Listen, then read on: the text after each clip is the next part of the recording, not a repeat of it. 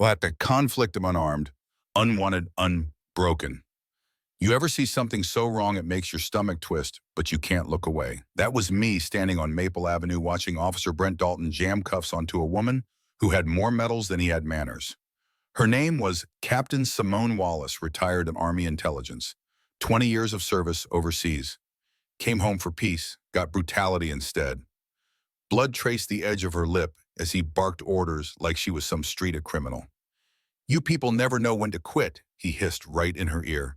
She didn't flinch, didn't blink, just stood there, tall, silent, dignified.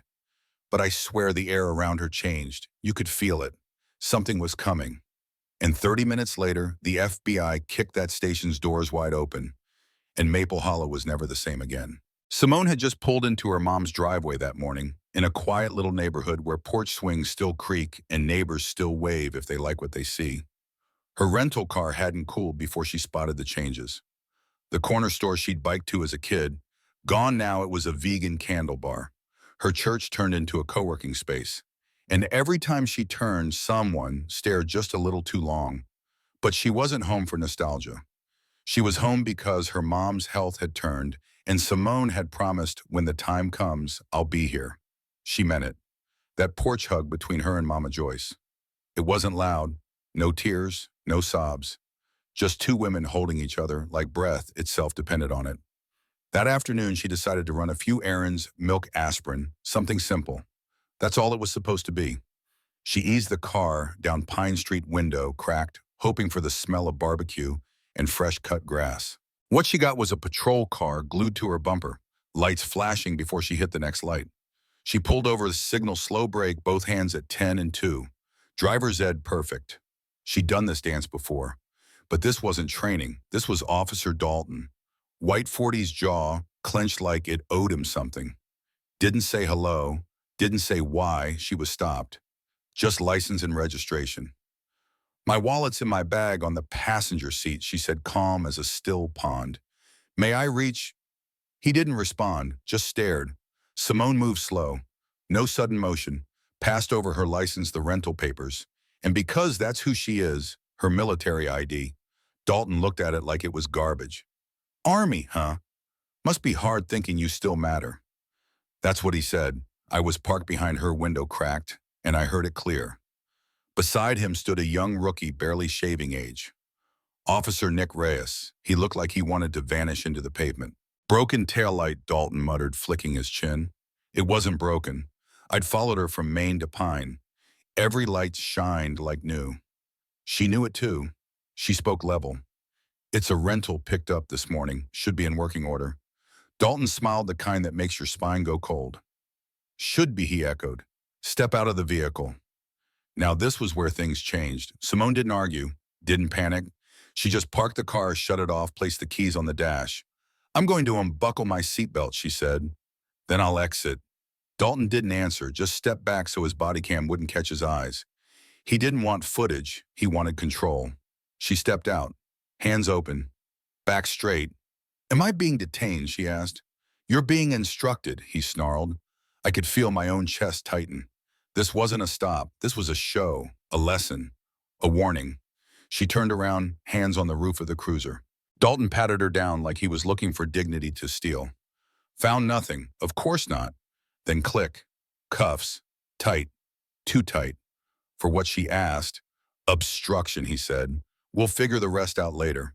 Phones went up, people started filming. You could hear it, the town holding its breath. As he shoved her toward the back seat, she didn't cry out, didn't plead. Just said soft but clear, 20 years of service.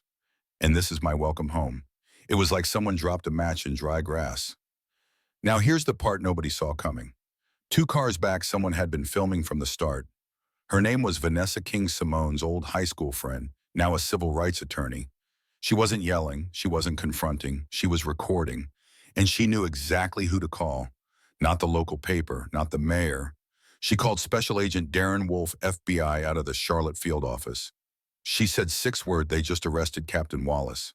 I've got it on video." Silence. Then Wolf replied, "We're coming now." See, Simone wasn't just a veteran. Years ago, she served in Argentina, where she crossed paths with cartel intel, fake shipping companies, false ledgers, shell businesses. Stuff she logged and passed up the chain.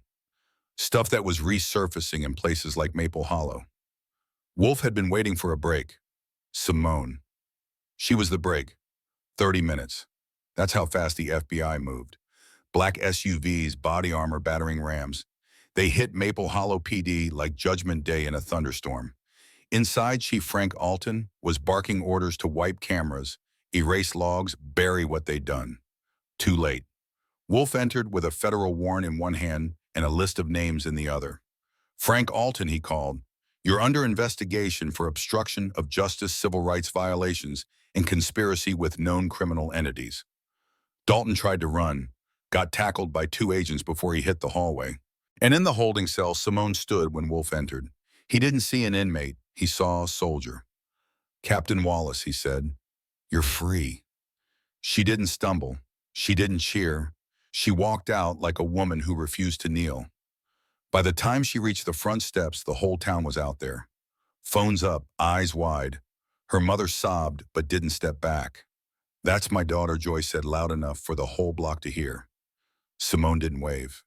She didn't need to. She just stood there, uniform, a torn face, bruised dignity intact. The cameras caught it all. And just when we thought the story was over, it turned again. Later that night, someone firebombed the safe house where Simone was staying. Molotovs through the windows, flames clawing up the walls. She got her mom and Vanessa into the panic room before the attackers breached the back door.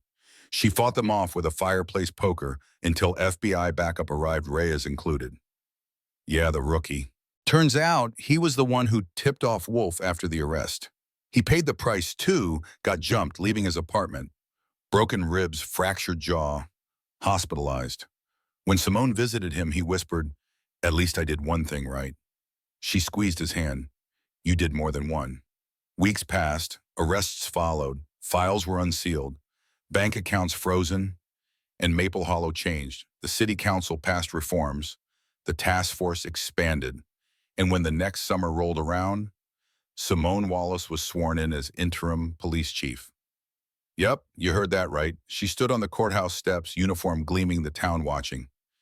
"We used to think justice came from outside," she said, "but it starts with how we treat each other when no one's watching." The crowd clapped. Some cried.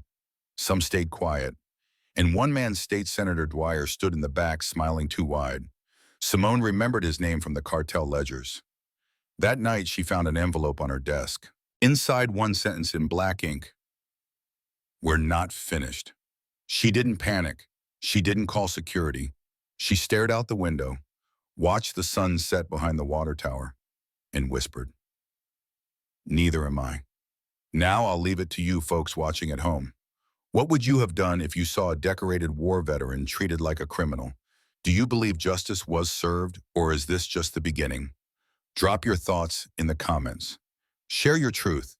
And if this story lit something in you, don't forget to like, subscribe, and tell someone. We're watching. We remember. We won't stay quiet.